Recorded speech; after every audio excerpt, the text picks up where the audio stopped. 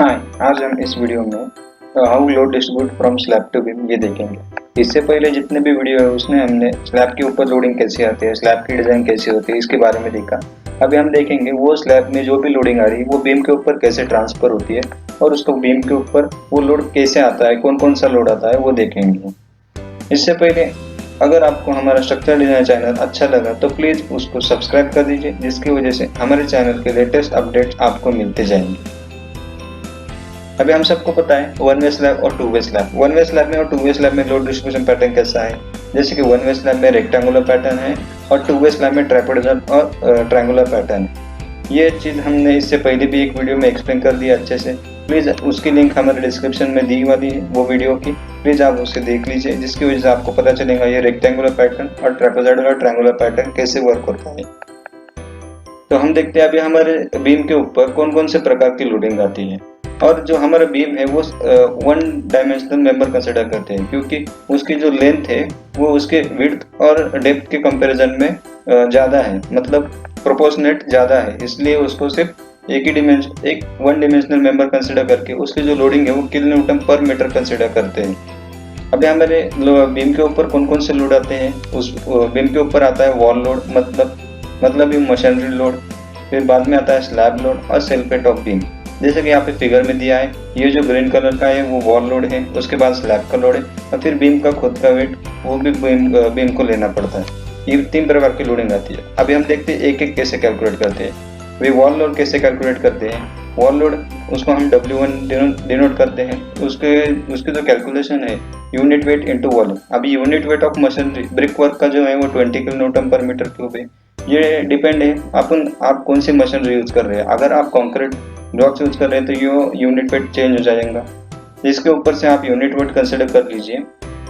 ये unit weight हमने IS code 875 part 1 इसके पार्ट 1 में से लिया है, जिसमें डेड लोड के जो कैलकुलेशन है वो सब डेड लोड की जो लोडिंग है वो दी वाली है। अभी इसके बाद आता है हमारा वॉल्यूम कौन सा लेंगे। वॉल्यूम जो है हमारी उसकी विड्थ एंड इनटू हाइट लेंगे, क्योंकि हम जो डिजाइन कर रहे हैं उसकी length as a 1 metre consider करेंगे। हमने अभी बोला था कि हम जो बीम है वो सिर्फ वन डिमेंशनल कंसिडर करते हैं, इसी की वजह से। तो यहाँ पे उसकी लेंथ 1 कंसिडर करेंगे और विड्थ जो है वो ले लेंगे, मतलब हमारी जो वॉल की जो विड्थ है, मशीनरी वर्क की जो विड्थ है वो कंसिडर करेंगे और हाइट जो है वो कंसिडर करेंगे। हाइट जो है वो जो हमारे ऊपर बीम है वो बीम छोड़ के जितने भी मशीनरी वर्क है सिर्फ उसी का हाइट कंसिडर करेंगे। ये हो गया वॉल लोड के बारे में। अब देखते हैं स्लैब लोड। स्लैब लोड जो है हमारा डिपेंड है जो टाइप ऑफ स्लैब के ऊपर, जैसे अभी हमने देखा था वो वन वे स्लैब या टू वे स्लैब, इसके ऊपर डिपेंड है। ये चीज हम आगे और अच्छे तरीके से देखेंगे।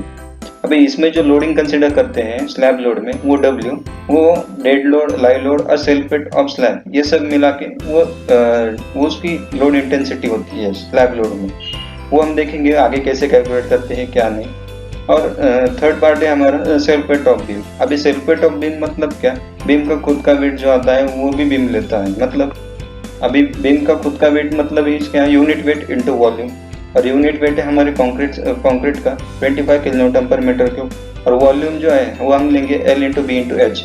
तो उसमें L है वो हम 1 मीटर कंसिडर कर लेंगे या तो 1000 mm, क्योंकि हम जो है हमारे बीम की जो डिजाइन है वो किलो न्यूटन पर मीटर करते हैं, इसी की वजह से। और बी मतलब उसकी विड्थ ऑफ बीम और एच जो है उसकी हाइट ऑफ बीम ले लेंगे। फिर इसके ऊपर से हमको W3 मिल जाएगी। और फिर ये तीनों के एडिशन करके हम टोटल लोड निकाल लेंगे जो हमारे बीम के ऊपर आ रहा है। इसी प्रकार हम लोड कैलकुलेट करते हैं ऑन बीम। अभी हम देखते हैं कि स्लैब की अलग अलग कंडीशन की वजह से हमारे बीम के ऊपर कैसे कैसे अलग अलग लोडिंग आती है। अभी ये कुछ फॉर्मूले जैसे कि हमने सबसे पहले वाली स्लाइड में देखा था, हमारे जो बीम स्लैब है वो एक तो रेक्टेंगुलर पैटर्न में, नहीं तो ट्रायंगुलर पैटर्न में, नहीं तो ट्रेपेजॉइडल पैटर्न में लोड ट्रांसफर करता है बीम के ऊपर। अभी वो उसी पैटर्न के ऊपर हमने इसके कुछ फॉर्मूले यहाँ पे आपको दिखा रहे हैं। जैसे कि अगर रेक्टेंगुलर पैटर्न होगा तो ये बीम के ऊपर जो लोड आएगा वो W इंटू LX/2। अब ये जो W है अभी हमने बोला था वो लेड लोड, लाइव लोड और फ्लोर फिनिश के एडिशन करके जो आता है वो लोड है। और ये जो LX है वो शॉर्टर स्पैन का जो डायमेंशन है उसका वो है LX।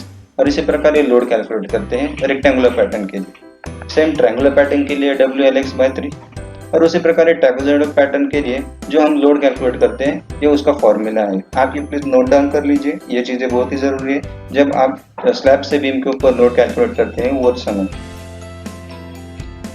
अभी जो Lx है वो शॉर्टर स्पैन है और Ly है वो लॉन्गर स्पैन है।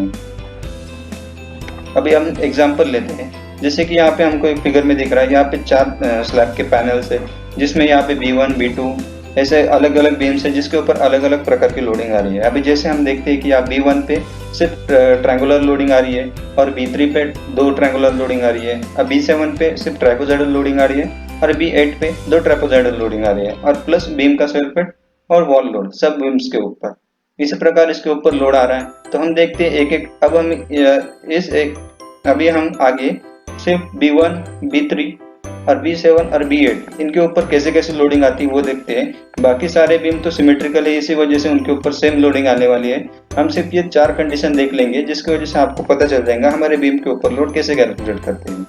अभी सबसे पहले हम देखते हैं बीम 1। अभी बीम 1 के ऊपर लोडिंग कौन कौन सी आ रही है, जैसे कि अभी हमारा जो बीम 1 है उसके ऊपर जो है सिर्फ ट्रायंगुलर लोडिंग आ रही है, एक पर्टिकुलर ट्रायंगुलर लोडिंग, और उसके बाद आ रहा है उसके ऊपर वॉल लोड और वो सेल्फ वेट ऑफ बीम। इसी वजह से हमने जो उसका लोडिंग कैलकुलेट करते हैं वो समय वॉल लोड जो हमने पहले की स्टेप में आपको बता दिया था, और ये स्लैब लोड जो ट्रायंगुलर है इसकी वजह से W/Lx/3 ये कंसिडर कर लिया। और सेल्फ वेट जो है सेल्फ वेट ऑफ बीम हमने भी ये पहले आपको एक्सप्लेन कर दिया है, ये सेल्फ वेट ऑफ बीम वैसे ही कैलकुलेट कर लेंगे और ये तीनों का एडिशन करके हमको टोटल W मिल जाएगा और वो हमारा किल न्यूटन पर मीटर होगा।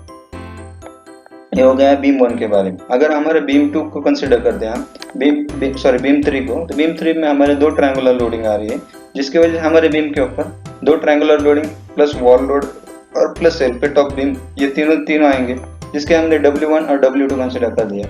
अब ये W1 मतलब क्या, जो हमारे ये साइड का बीम है ये साइड का स्लैब है उसका W1 कंसिडर कर दिया और जो ये साइड का स्लैब है उसका W2 कंसिडर कर दिया। ये इंटेंसिटी ऑफ लोड है हमारे स्लैब की।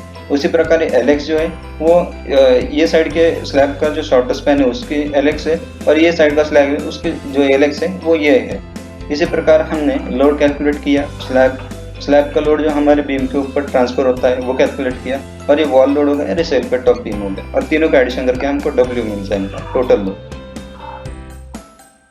अभी बीम 7 के बारे में देखते हैं जिसके ऊपर सिर्फ ट्रेपेजॉइडल लोडिंग थी एक ही साइड से और दूसरी साइड से कोई भी लोडिंग नहीं है, तो इस समय हम इसको कैसे कैलकुलेट करते हैं। सेम उसी प्रकार जैसे वॉल लोड W1 निकाल लिया, फिर वॉल लोड W1 जो हमने पहले के स्टेप्स में बताया था उससे कैलकुलेट कर लिया, और स्लैब लोड जो है सिर्फ यहाँ पे जो ट्रेपेजॉइडल वाला फॉर्मूला है वही यूज किया हमने। ट्रेपेजॉइडल लोड कैसे कैलकुलेट करते हैं उसका फॉर्मूला यूज करके हमने उसका लोड कैलकुलेट कर दिया, फिर ये तीनों का एडिशन करके हम टोटल लोडिंग कैलकुलेट कर लेंगे। और ये हो गया हमारे बीम के ऊपर आने वाली यूडीएल लोडिंग, मतलब जो हमारे बीम के ऊपर यूडीएल हम कंसिडर करते हैं वो हो गई ये W इंटेंसिटी पर किल न्यूटन पर मीटर उसका यूनिट है। अभी बीम 8 देखते हैं जिसमें 2 ट्रेपेजॉइडल लोडिंग है। अभी इस समय हम क्या करेंगे, वॉल लोड अभी जो जैसे हमको पता है कि हमारे दोनों स्लैब सिमेट्रिकल है, जिसके वजह से उसकी Lx और Ly दोनों भी डायमेंशन सेम ही है, सिमेट्रिकल है। इसी की वजह से हम क्या करेंगे, ये एग्जाम्पल में सिर्फ लोड जो कैलकुलेट करें उसको मल्टीप्लाई बाय 2 कर देंगे, क्योंकि यहाँ पे 2 ट्रेपेजॉइडल लोडिंग होने की वजह से हमने 2 मल्टीप्लाई कर दिया।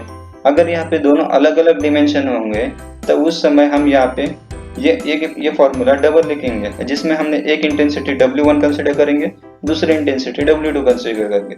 उसी प्रकार Lx1 हो जाएगा और Ly1 हो जाएगा, और उसके ऊपर से हम लोडिंग कैलकुलेट करेंगे अलग अलग स्लैब के लिए। अब ये तीनों का एडिशन करके हमको टोटल लोडिंग मिल जाएंगे W, जो हमारे किल न्यूटन पर मीटर में होंगी। अभी होगा बीम 8 के बारे में।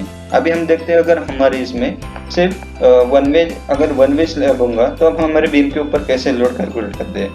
जैसे अभी अभी तक हमने देखा कि हमारे 2 वे स्लैब में लोड कैसे कैलकुलेट होता है, उसी प्रकार इसमें भी wall load plus self weight of beam और W1 W2 W3 जो हमारे बीम 1 है ये, क्योंकि यहाँ पे कोई भी लोड नहीं आ रहा, सिर्फ रेक्टेंगुलर लोडिंग जो है हमारी वो B3 और B4 के ऊपर आ रही है। इसी की वजह से यहाँ पे सिर्फ W1 और W3 आएंगे, W2 नहीं आएगा, क्योंकि यहाँ पे कोई भी लोडिंग नहीं आ रही।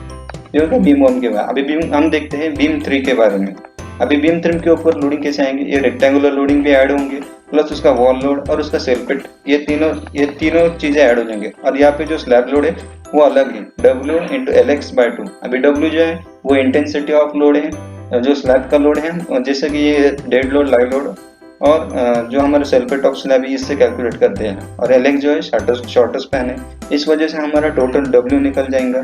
जो डब्ल्यू है हमारा W1 plus W2 plus W3। इसी प्रकार हमारे बीम के ऊपर हम ये लोडिंग कैलकुलेट करते हैं। अब ये जो डब्ल्यू आया वो हमारे किलो न्यूटन पर मीटर, और जो इंटेंसिटी उसके W is equal to kilo newton per metre as UDL on act होता है हमारे बीम के ऊपर। ये हो गया हमारा। अगर यहाँ पे कोई भी एक कंटिन्यूस लोडिंग आएंगी तो ये इस यूडीएल की इसे दिखाई जाएंगी। अगर कोई सेकेंडरी बीम की लोडिंग आएंगे हमारे बीम के ऊपर तो वो पॉइंट लोड दिखाई जाएंगी। वो कैसे है वो देखते हैं। एक एग्जांपल कंसिडर करते हैं जिसमें एक हमारा स्लैब है, और ये जो बीच वाले बीम है सेकेंडरी बीम है और ये प्राइमरी बीम। अब प्राइमरी बीम और सेकेंडरी बीम में डिफरेंस क्या है? प्राइमरी बीम मतलब जो बीम हमारा कॉलम टू कॉलम कनेक्ट होता है उसको प्राइमरी बीम बोलते हैं। सेकेंडरी बीम जो हमारा स्लैब को लोडिंग है वो बीम से बीम के ऊपर ट्रांसफर करता है और फिर बाद में कॉलम में ट्रांसफर करता है। इस बीम को हम सेकेंडरी बीम कहते हैं। अभी ये हो गया। इसमें लोडिंग डिस्ट्रीब्यूशन पैटर्न कैसा रहता है? अभी ये जो हमारा पूरा स्लैब का लोड है वो अगर ये हमारा 2 वे स्लैब होगा तो यहाँ पे यहाँ से एक ट्रापेजॉइडल लोडिंग आएगा और यहाँ से एक ट्रापेजॉइडल लोडिंग आएगा जो हमारे बीम के ऊपर आएंगे। और सेम इस बीम के जो लोडिंग कैलकुलेशन है ये ऐसे हो जाएंगे W1 plus W2 plus W3, जिसकी वजह से हमको W kilo newton per metre ये इंटेंसिटी मिल जाएगी। इसका सॉल्व करने के बाद हमको कैसे पता चलेगा ना, ये बीम का हाफ लोडिंग ये सपोर्ट के ऊपर जा रहा है और हाफ लोडिंग ये सपोर्ट के ऊपर जा रहा है। उसी प्रकार अब ये जो सपोर्ट है हम वो सपोर्ट को यहाँ पे कंसिडर करते हैं कि ये बीम को कनेक्ट है या ये पॉइंट के ऊपर। तो ये पॉइंट के ऊपर जो ये बीम के हाफ लोडिंग है वो पूरी यहाँ पे as a point load act हो जाएंगी। जैसे कि अभी आप आगे के फिगर में दिखाते हैं, यहाँ पे जो W किलो न्यूटन आया ये बीम का हाफ लोडिंग पूरे यहाँ पे ये टोटल बीम के ऊपर यहाँ पे पॉइंट लोड एक्ट हो जाएगा। और फिर से सेम ये बीम के ऊपर जो भी लोडिंग आएंगे, मतलब यहाँ से ट्रायंगुलर लोडिंग, यहाँ से ट्रायंगुलर लोडिंग और ये बीम के स्लेल प्लेट वगैरह सब ऐड करके ये जो W kilo newton per metre ये इंटेंसिटी है। इसी प्रकार हम जो बीम के ऊपर लोडिंग आते हैं वो कैलकुलेट करते हैं। ये हो गया पॉइंट लोड और ये हो गया यूडीएल के बारे में। इस प्रकार इस वीडियो में हमने आपको हम बीम के ऊपर लोड स्लैब से कैसे ट्रांसफर होता है वो सब चीज़ें अच्छी तरह से एक्सप्लेन कर दी। आगे के सेशन में हम बीम डिज़ाइन ये सब चीज़ें धीरे धीरे लेंगे। प्लीज़ हमारे चैनल को सब्सक्राइब कर दीजिए, जिसकी वजह से हमारे जो लेटेस्ट अपडेट आते जाएंगे न्यू वीडियोज़ के वो आपको जल्द से जल्द मिलते जाएंगे। Thank you.